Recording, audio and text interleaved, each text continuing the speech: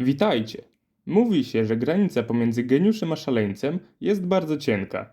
I jest w tym dużo prawdy, ponieważ naprawdę ciężko jest określić, do której kategorii zalicza się to, co w dzisiejszym materiale zobaczycie. Pochłonęło to 3 miesiące prac, długie dni z lutownicą w ręku i setki godzin stukania w klawiaturę. Wszystko po to, aby utorować sobie i wam nowy szlak, którym można zajść naprawdę daleko. Już na wstępie przygotujcie się na ostrą jazdę bez trzymanki i nurkowanie w najgłębsze królicze nory cyfrowej elektroniki. Poświęcając na ten materiał dłuższą chwilę, macie szansę dołączyć do wąskiego grona osób, dla których procesor to trochę więcej niż tylko kwadratowy element montowany w komputerach, bez którego komputer nie działa. Możecie dołączyć do grona, które faktycznie wie, jak działa fundament współczesnego świata, bo takie określenie do procesorów jak najbardziej pasuje. Serdecznie zapraszam na seans. Widzicie teraz przed sobą procesor, który ani nie jest kwadratowy, ani nie montuje się go w komputerach. Do jego budowy nie potrzeba sztabu ludzi ani wielomilionowego budżetu, a jednak jest w pełni funkcjonalnym procesorem, w dodatku na tyle prostym, że będę w stanie wytłumaczyć wam jego działanie. A przynajmniej tak mi się wydaje. Ale zanim zagłębimy się w tajniki działania procesorów, odpowiedzmy na pytanie, skąd tak właściwie w mojej głowie zrodził się ten szalony pomysł, który bije na głowę wszystkie dotychczasowe projekty prezentowane na kanale. Zaczęło się od zebrania sporej ilości starych kości pamięci.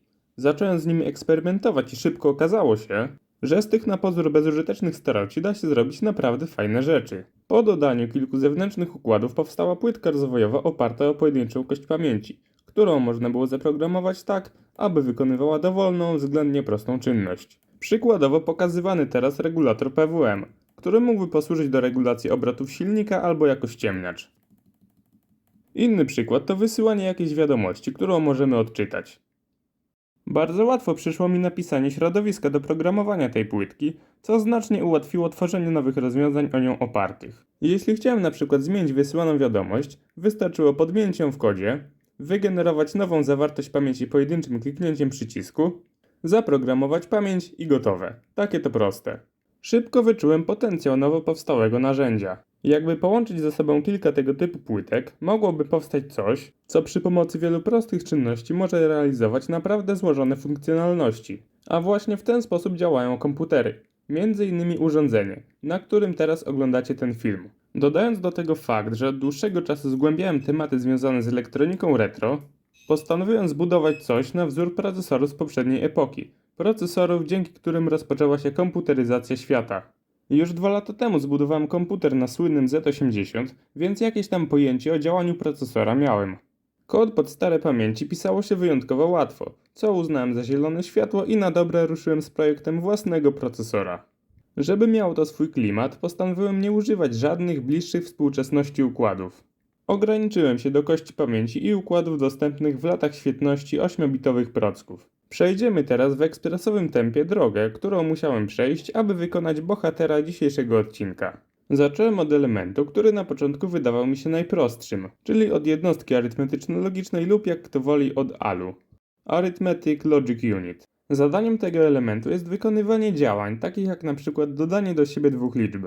Podajemy na wejściu dwie liczby, na przykład 3 i 9, a na wyjściu otrzymujemy wynik, czyli 12. Od cała filozofia. To ten element sprawia, że procesor umie w ogóle cokolwiek policzyć. Niestety zbudowane wtedy ALU szybko skończyło w ten sposób. Okazało się być zabawką, w której brakowało wielu istotnych funkcji. A my tu nie budujemy zabawki, tylko pełnoprawny procesor. W związku z tym po dłuższej rozkminie zaczęło powstawać nowe, znacznie potężniejsze ALU. Pierwszym krokiem przy produkcji takich modułów jest znalezienie optymalnego rozłożenia elementów na płytce. Następnie elementy się wlutowuje, ale nie bezpośrednio, tylko w podstawkach. Potem wykonuje się połączenia, które nie wymagają długich przewodów i można je zrobić drutem. Im więcej takich połączeń, tym więcej zaoszczędzonego później czasu. W kolejnym kroku rozprowadza się linię zasilania. Dodatkowo przy każdym układzie dodaje się niewielkiej pojemności kondensator wygładzający. No a później wjeżdża już gruba pajęczyna przewodów. Lutowanie czegoś takiego to 2 albo nawet 3 dni. Może się to wydawać mało efektywne, ale wbrew pozorom ma głęboki sens. Na bieżąco kontroluję nowo powstający układ i mogę wprowadzać dowolną ilość poprawek. Głęboko analizuję to, co buduję, więc szanse na wyłapanie ewentualnych błędów są bardzo duże. Po moich zapiskach można wnioskować, że trochę błędów tutaj było. Przekombinowałem ten moduł i musiałem wywalić z niego 2 układy. Dzięki ALU procesor może liczyć, ale musi także umieć przechowywać gdzieś wyniki tych obliczeń. Dołóżmy więc pamięć. Teraz mogę ręcznie wybrać, gdzie zapisać wynik i ręcznie wykonać zapis. Wybrałem adres 14 i pod tym adresem zapisał się wynik, czyli 12. Oczywiście ALU może wykonywać znacznie więcej operacji niż tylko dodawanie. Mówię tutaj tylko o dodawaniu w celu uproszczenia przykładu. Teraz jak zapodamy na wejście jakieś inne liczby i wybierzemy w pamięci inną lokalizację zapisu, ręczny zapis skutkuje wpisaniem kolejnej wartości do pamięci. Tyle, że procesor ma działać automatycznie, tam niczego nie wykonuje się ręcznie. Automatyczną obsługę pamięci umożliwia kolejna wykonana przeze mnie część procesora. Jest nią sterownik magistrali adresowej. Magistrala adresowa wybiera, do którego miejsca w pamięci zostaną wpisane nowe dane, albo z którego miejsca dane będą odczytywane. Sterownik magistrali musi pamiętać bieżącą lokalizację i musi umieć ją zmieniać, czyli podobnie jak ALU, musi dodawać i odejmować. Najłatwiej jest to uzyskać po prostu dodając kolejne ALU. Widzicie teraz, jak nasz sterownik cyklicznie zwiększa adres o 1, czyli go inkrementuje. Teraz został wpisany nowy adres wynoszący 5. A teraz sterownik cyklicznie zwiększa adres o 5. Gotowy sterownik potrafi ustawiać adres na nową, podaną przez nas wartość, dodawać do bieżącego adresu 1 albo odejmować od niego 1, czyli dekrementować, oraz dodawać liczbę ze znakiem do adresu. Dodawanie liczby dodatniej to jest zwiększanie adresu o tą liczbę, a dodawanie liczby ujemnej to zmniejszanie adresu. Żeby nasz procesor zaczął mieć ręce i nogi, brakuje mu jeszcze dwóch modułów. Trzeci wykonany przeze mnie moduł nie jest częścią procesora, ale mimo to jest niezbędny. Umożliwia procesorowi komunikację ze światem zewnętrznym i ma na pokładzie pamięć, ponieważ pamięć także nie jest częścią procesora. Mamy tutaj wcześniej omawianą pamięć przechowującą wyniki różnych operacji oraz pamięć, której zawartość się nie zmienia. Przechowuje ona program, który procesor wykonuje. Program to może być np. weź liczbę spod takiej i takiej lokalizacji w pamięci, dodaj te liczby do siebie, a wynik wrzuć pod taką lokalizację. Ten moduł jest uniwersalny, mógłby współpracować także z innymi prostymi procesorami. Brakuje nam jeszcze jednego modułu, który połączyłby to wszystko w jedną spójną całość. Po czwarte już rozkminie zaczął powstawać ostatni moduł naszego procesora. Moduł sterujący pozostałymi modułami. Będzie on sterował przepływem danych w całym procesorze. Ogólnie rzecz ujmując, działanie procesora ogranicza się do pobierania danych z pamięci, wykonywania na tych danych różnych operacji i wpisywania wyniku z powrotem do pamięci. To od modułu sterującego będzie zależało, w jaki sposób będą wykonywane różne operacje. Będzie to swego rodzaju dyrygent, który odczytuje nuty, czyli program z pamięci i pokazuje całej tej orkiestrze układów, co mają grać.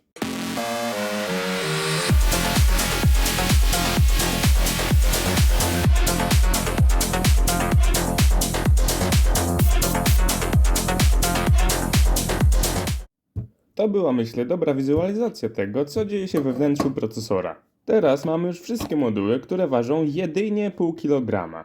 Po złożeniu wszystkiego do kupy nadszedł czas na długo wyczekiwane uruchomienie tej maszynki.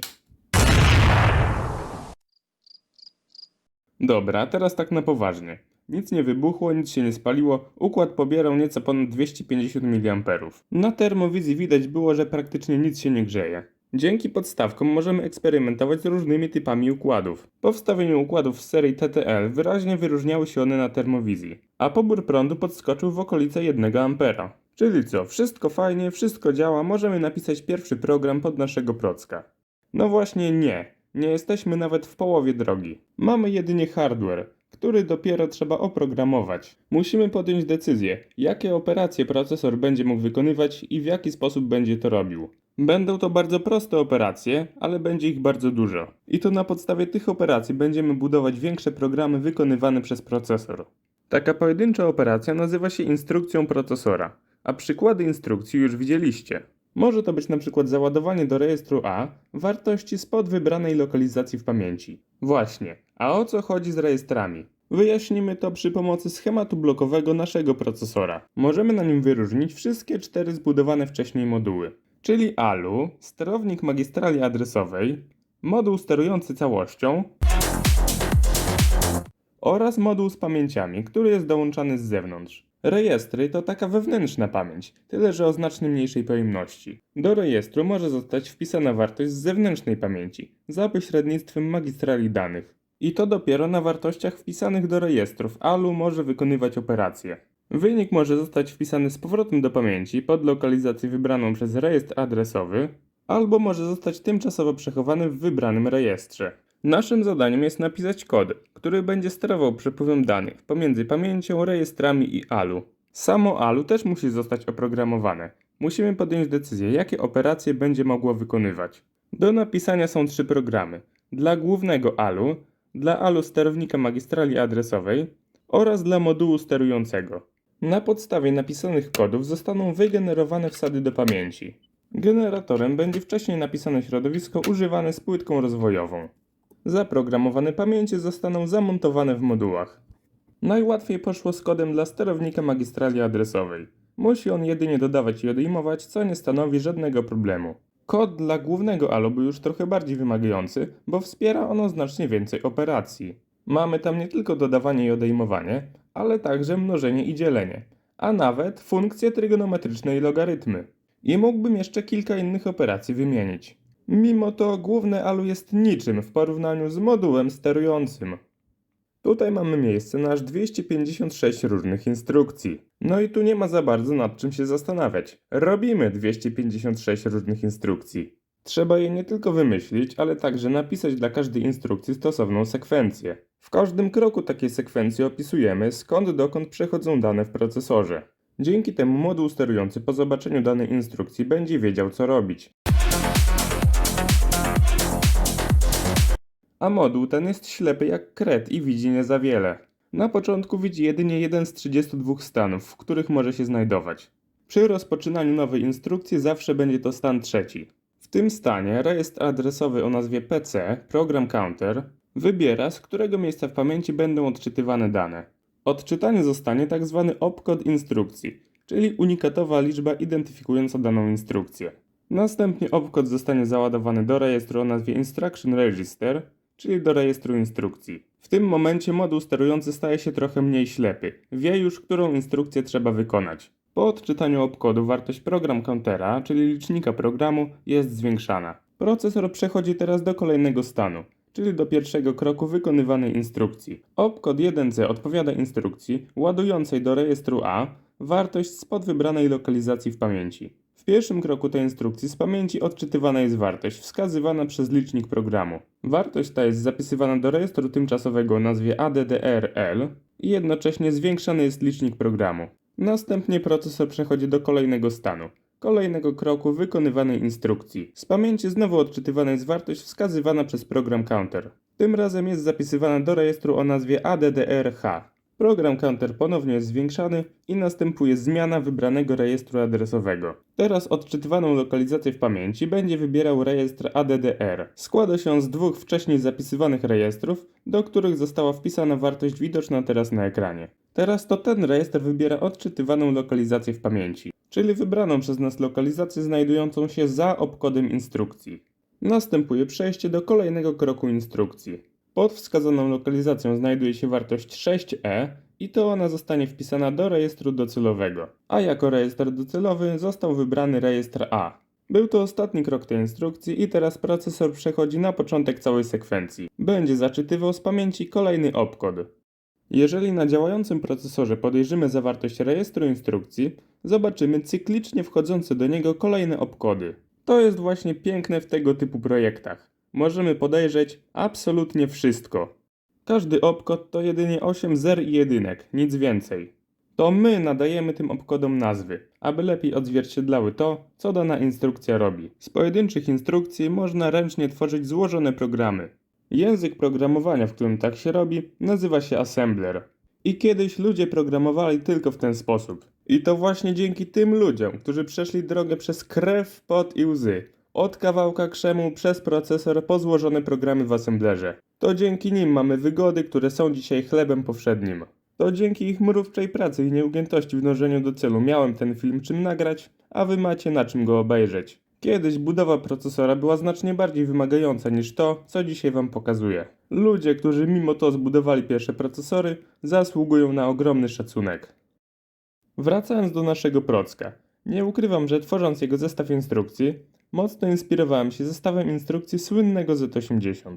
Został on zrobiony po prostu dobrze. Pozwala na w miarę wygodne pisanie programów nawet w assemblerze. Stopniowo dodawałem kolejne instrukcje do naszego zestawu, jednocześnie je testując. Często dochodziłem do wniosku, że daną instrukcję można zastąpić czymś lepszym. W tamtym okresie zestaw instrukcji bardzo dynamicznie się zmieniał. Pisząc pierwsze programy w assemblerze uczyłem się, które instrukcje są przydatne, a które można wywalić. Kod z finalnym zestawem instrukcji wyszedł całkiem pokaźny. Ponad 1800 linii i prawie 120 KB tekstu. W zestawie znalazło się wiele instrukcji, których Z80 nie posiadał. Między innymi mnożenie i dzielenie, ale od tego się dopiero zaczyna. Instrukcje specjalne umożliwiają dostęp do naprawdę zaawansowanych operacji. Mamy tam sklejanie wielu wartości w jeden ciąg bitów, rozbijanie ciągu bitów na wartości, przesuwanie bitowe o więcej niż jedną pozycję naraz oraz całą litanię różnych operacji matematycznych. Procesor dostał naprawdę solidną dawkę sterydów.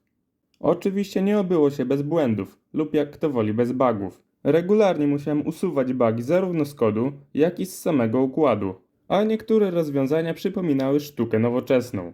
Po całej tej batalii nadszedł czas na wydrukowanie finalnej dokumentacji procesora. Dokumentacja to podstawa. Bez niej sam nie potrafiłbym korzystać ze swojego dzieła. Dokumentacja elektroniczna przy wersji papierowej może się schować. Żeby korzystać z papieru nie potrzeba żadnych dodatkowych urządzeń. Papier można zabrać ze sobą wszędzie, bez konieczności ciągłego naświetlania oczu ekranami. Papierową dokumentację można wziąć w rękę, poprzewracać strony, poszukać tego, czego się potrzebuje. Zrobienie takiej dokumentacji wymaga odrobiny manualnego wysiłku, co jest fajną odskocznią od stukania w klawiaturę. Trzymanie w ręku takiej gotowej dokumentacji daje znacznie większą satysfakcję, niż patrzenie się na gotowy plik. Teraz mamy już komplet, gotowy procesor i kompletna dokumentacja. Nareszcie możemy napisać pierwszy program, który w moim przypadku wyglądał tak. Procesor ciągle migał jedną diodą, a mignięciem drugiej diody sygnalizował odpowiedź na przerwanie. Zaraz, odpowiedź na co? Fakt, nie omówiliśmy jeszcze przerwań i zrobimy to właśnie teraz. Procesor może na raz wykonywać tylko jeden program i robi to instrukcja po instrukcji. Jeżeli chcemy, aby szybko zareagował na jakieś zdarzenie z zewnątrz, np. wciśnięcie przycisku, no to pojawia się problem. Musielibyśmy w wykonywanym kodzie zawrzeć instrukcje, które na okrągło sprawdzałyby stan tego przycisku. Jest to nieefektywne, spowalnia program, a jak trzeba obsługiwać dwa niezależne przyciski, to robi się kompletna kaszana. Znacznie lepszym rozwiązaniem będzie, jeżeli procesor po zarejestrowaniu zdarzenia przestanie wykonywać bieżący program, przejdzie do programu, który na to zdarzenie, np. wciśnięcie przycisku, odpowie, a po jego wykonaniu wróci do programu, który został przerwany i będzie kontynuował go od miejsca, w którym przerwanie wystąpiło. I macie już odpowiedź na pytanie, dlaczego ten mechanizm nazywa się mechanizmem przerwań. Dokładnie takie zachowanie widzieliście przed chwilą. Procesor miga diodą, po zarejestrowaniu przerwania na chwilę przestaje migać, przechodzi do programu odpowiadającego na przerwanie, który daje jedno mignięcie drugą diodą i wraca do migania tą pierwszą. No dobrze, ale skąd on wie, do którego miejsca w głównym programie ma wrócić? Przyjrzyjmy się temu bliżej. Widzicie teraz przykładowy program.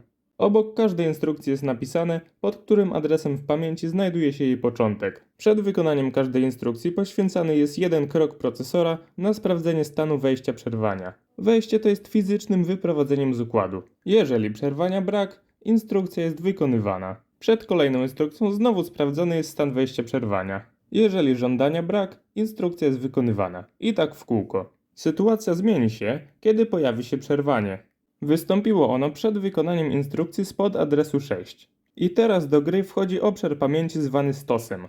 Jest z nim powiązany jeden z rejestrów adresowych. Stack pointer, czyli wskaźnik stosu. Za chwilę na stosie zostanie zapisany adres, pod którym nastąpiło przerwanie. Na początku wskaźnik stosu jest zmniejszany o 1 i teraz odczytujemy górny bajt adresu.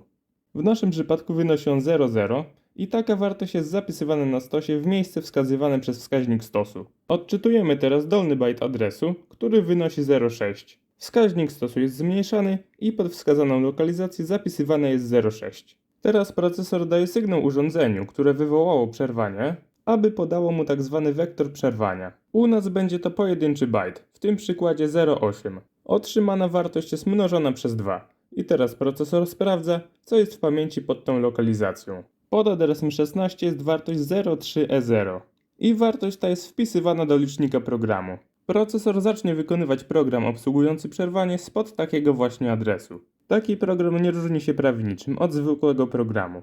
Przed przejściem do niego domyślnie wyłączane są przerwania. Procesor nie widzi już zgłaszanych przerwań. Może teraz w spokoju obsłużyć zgłoszone przerwanie, ale przerywanie przerwań też jest możliwe. Program obsługi przerwania kończy się po napotkaniu instrukcji powrotu z przerwania. Licznik programu zatrzymał się na jakiejś wartości, ale nie ma to znaczenia na jakiej. Znaczenie ma natomiast, na jaką wartość wskazuje teraz wskaźnik stosu. Jest to wcześniej wpisane 0,6 i taka wartość jest wpisywana do dolnej części licznika programu. Następnie wskaźnik stosu jest zwiększany.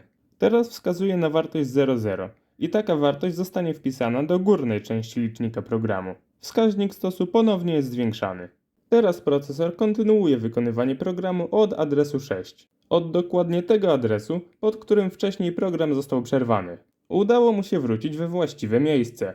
Pierwsza instrukcja po wyjściu z przerwania jest wykonywana bez sprawdzania, czy nie wystąpiło kolejne przerwanie. Wejście przerwania jest sprawdzane dopiero przed kolejną instrukcją.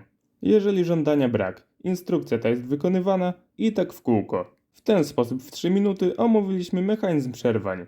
Zobaczymy teraz kilka napisanych przeze mnie programów testowych. Nie wiem, na ile będzie to zaskoczeniem, ale na początku programy pisało się na kartce, a później ręcznie zamieniało się tego assemblera na kody instrukcji na podstawie dokumentacji. W ten sposób powstał m.in. pierwszy program, który robi coś więcej niż tylko miganie diodą. Wyświetlanie napisu na wyświetlaczu LCD. A zaraz potem przyszła pora na wyświetlacz VFD o znacznie większej rozdzielczości. Kolejny napisany program był już najbardziej złożonym programem w pełni tworzonym na papierze. Chodzi o zamianę liczby na napis. Z naszego punktu widzenia nie ma to sensu, bo od razu postrzegamy liczby jako napisy. Ale dla komputera taki 1, 2, 3, 4 wygląda o tak. No raczej tego na wyświetlaczu nie wyświetlimy. Potrzebujemy czegoś zupełnie innego. Ciągu wartości, w którym każda wartość odpowiada konkretnemu znakowi. Wartości do znaków przypisuje się na podstawie tabeli ASCII. To właśnie na podstawie tej tabeli zaznaczony teraz ciąg 4 wartości jest interpretowany jako napis 1, 2, 3, 4. I to właśnie te 4 wartości trzeba wysłać do wyświetlacza, żeby wyświetlił napis. Tylko w jaki sposób zamienić liczbę na ten ciąg? Najprostszym sposobem będzie cykliczne dzielenie liczby przez 10. Pierwsze dzielenie daje 123, reszty 4. Drugie daje 12, reszty 3. Trzecie daje 1, reszty 2. A czwarte daje 0, reszty 1. Po otrzymaniu w wyniku 0 kończymy dzielenie. Nie trudno zauważyć, że uzyskane reszty, odczytane w SPAC, dają nam napis. No prawie. Do każdej reszty trzeba jeszcze dodać szesnastkowe 30, co odpowiada 0 w tabeli ASCII. I teraz uzyskujemy prawidłowe przypisanie wartości do znaków. Aż ciężko w to uwierzyć, ale w tych hieroglifach był tylko jeden drobny bug. Po jego usunięciu od razu poleciałem na grubo i poprosiłem czata o zapodanie jakiejś liczby 256-bitowej. W systemie dziesiętnym taka liczba ma około 100 cyfr i teraz procesor będzie ją dzielił. No coś tu się nie zgadza. Pytanie tylko, kto się pomylił. I już spieszę z odpowiedzią. Pomylił się czat. Kolejny program, poza mnożeniem dwóch liczb i funkcją wykładniczą, to był napis pływający po wyświetlaczu. Ale zaraz, dlaczego flashomint? A, już chyba wiem, o co chodzi. W module sterującym cały czas siedziały pamięci flash, żeby łatwiej było wprowadzać zmiany. Zamieńmy więc te flesze na planowane UV-EPROMy. No, i teraz już oficjalnie możemy mówić o narodzinach procesora EPROMINT. Zawdzięczam swoją nazwę jednemu z Was. EPROM to jego główny element, a MINT to skrótowa nazwa mojego kanału i jednocześnie mój pseudonim. Kolejnym dodatkiem do programu było wyświetlanie obrazów. I tutaj wpadłem na pomysł, żeby od razu dodać odtwarzanie filmów. Sposób, w jaki powstają takie dodatki, jest dość ciekawy. Na początku pisze się program w assemblerze, a później przerabia się go na opkody instrukcji. Nic tutaj na razie nie jest zautomatyzowane. Wszystko robi się ręcznie. Wyczytuje się opkody instrukcji z dokumentacji i nabija się je do pliku obok pliku z assemblerem. Trochę lepsze to niż papier, ale wciąż nieefektywne. Po wstukaniu wszystkich opkodów trzeba się zająć instrukcjami skoków. Trzeba na palcach policzyć, ile bajtów dana instrukcja skoku musi przeskoczyć, aby skoczyła tam, gdzie chcemy. Proces assemblacji czegoś takiego zajął mi pół godziny z niewielkim haczykiem. Ale od tego się dopiero zaczyna, bo z pewnością jest tutaj mnóstwo bugów. Czy mam rację? No, przekonajmy się. Ależ oczywiście, że ją mam. Film się nie odtwarza, program się wysypał.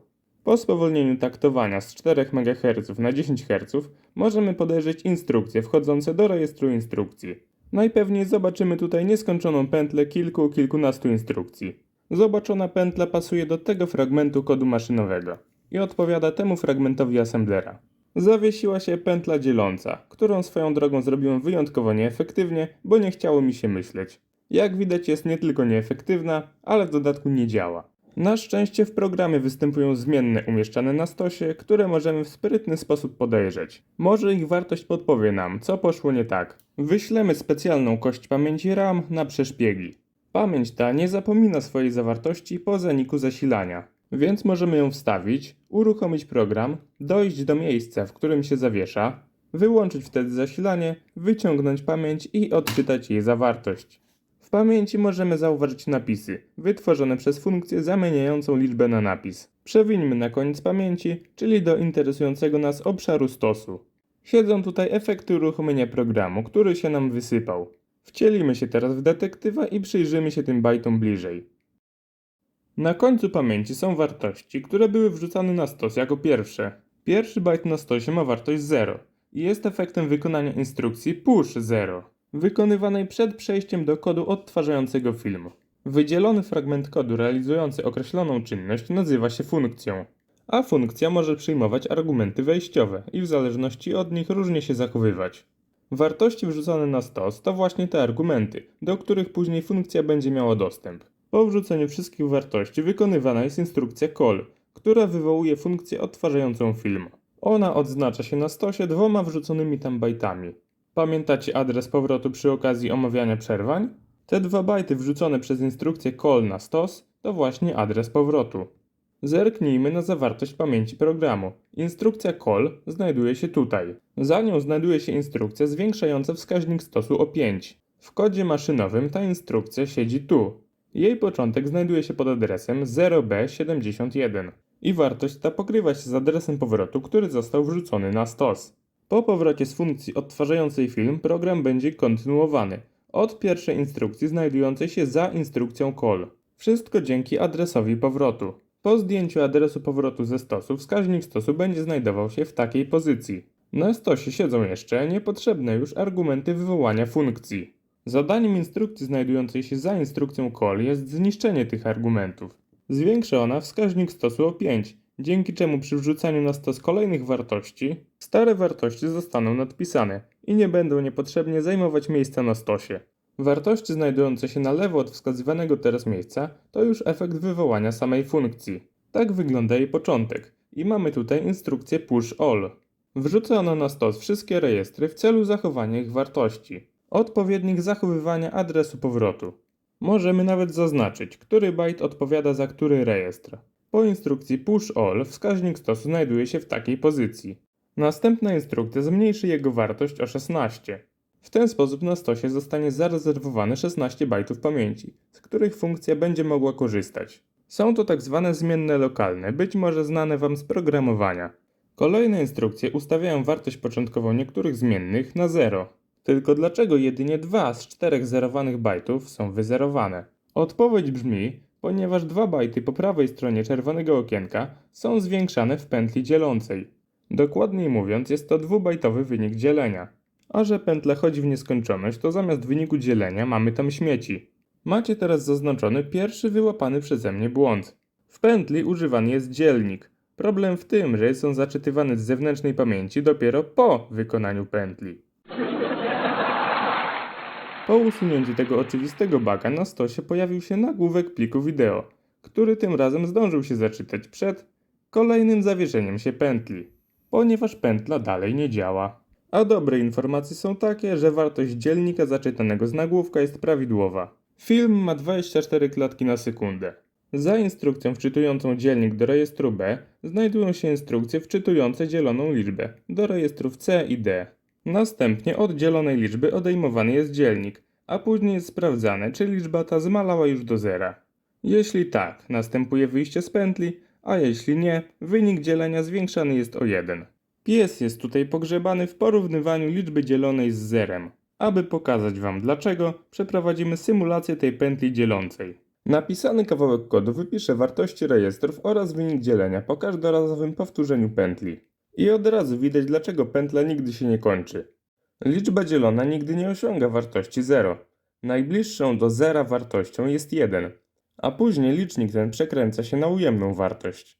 Więc zamiast porównywać licznik z zerem, trzeba sprawdzać, kiedy będzie on ujemny. Wywalmy więc kawałek kodu porównujący licznik z zerem i zastąpmy go instrukcjami, które nic nie robią. Dzięki temu nie zmieni się długość kodu maszynowego i nie trzeba będzie znowu przeliczać, ile bajtów trzeba przeskoczyć instrukcjami skoku. Na koniec zmieńmy warunek zakończenia pętli, tak aby kończyła się ona, kiedy licznik będzie ujemny. Skopiujmy nowo powstały kod maszynowy i zastąpmy nim stary kod, który się zawieszał. Wierzcie lub nie, ale w ten sposób powstał cały ten dzisiejszy program testowy. To jest goły kod maszynowy, do którego były doklejane ręcznie tworzone nowe funkcje. Funkcje były później wywoływane poprzez ręczne dopisywanie kodu maszynowego do tego właśnie pliku. A najlepsze jest to, że potrafiłem się w tym połapać, dopisać w środku kilka bajtów albo zmienić wartości kilku bajtów. Nie mam tego programu w postaci assemblera, to było od razu pisane w kodzie maszynowym. Wróćmy teraz do naszej pętli dzielącej i zobaczmy, czy wprowadzona poprawka coś zmieniła. No jak widać tak, zmienna przechowująca wynik dzielenia w końcu ma prawidłową wartość. Pokrywa się ona z tym, co dostaliśmy w symulacji. Pętla dzieląca już działa. Usunąłem z kodu jeszcze jednego znalezionego buga i nadszedł czas na chwilę prawdy. Sprawdźmy, czy procesor zbudowany od zera będzie w stanie odtworzyć film.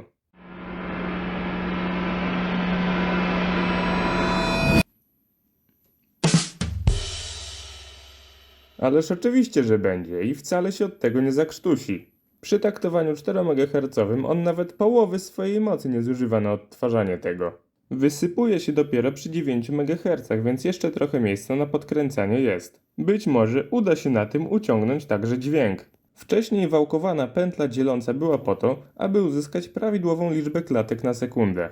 Pozwalała ona wyliczyć, ile taktów zegara trzeba zmarnować, aby wystawiać nowe klatki w prawidłowych odstępach czasu. Jeden zmarnowany takt daje 250 nanosekund opóźnienia. Ja zdaję sobie sprawę z tego, że takie rzeczy robi się przy użyciu przerwań i że kombinowałem tutaj jak koń pod górę. Ale w końcu ten koń na tę górę wlazł.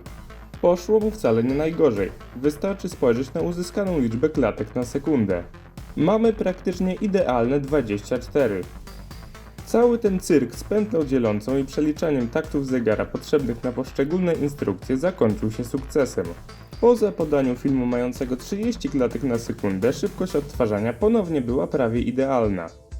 Myślę, że najwyższy czas zbliżać się ku końcowi tego pękającego w szwach materiału. Ten projekt się tutaj jednak nie kończy. W części drugiej napiszemy kompilator języka C dla naszego procesora. Podczas oczekiwania na nią wcale nie musicie się nudzić. Możecie zapoznawać się z plikami tego projektu, które udostępniłem Wam nie tylko na dysku Google, ale także na GitHubie. Życzę miłej zabawy, bo macie tam absolutnie wszystko. Mam nadzieję, że udało mi się wytłumaczyć Wam najważniejsze zagadnienia związane z procesorami. Być może teraz z większym zrozumieniem będziecie patrzeć na otaczające nas urządzenia. Gorąco zachęcam do zostawienia łapy w górę oraz subskrypcji. Zapraszam też do dyskusji w komentarzach. Wypuszczenie tej produkcji wymagało naprawdę ogromnego nakładu pracy, w związku z czym mam do Was wielką prośbę. Udostępniajcie ten film znajomym i w miarę możliwości umieszczajcie go na zewnętrznych stronach. Algorytm YouTube'a bywa kapryśny. Razem postarajmy się o to, aby ten wartościowy materiał trafił do jak najszerszego grona odbiorców. I to by było już wszystko z mojej strony. Pozostaje mi tylko powiedzieć, do zobaczenia w kolejnych produkcjach.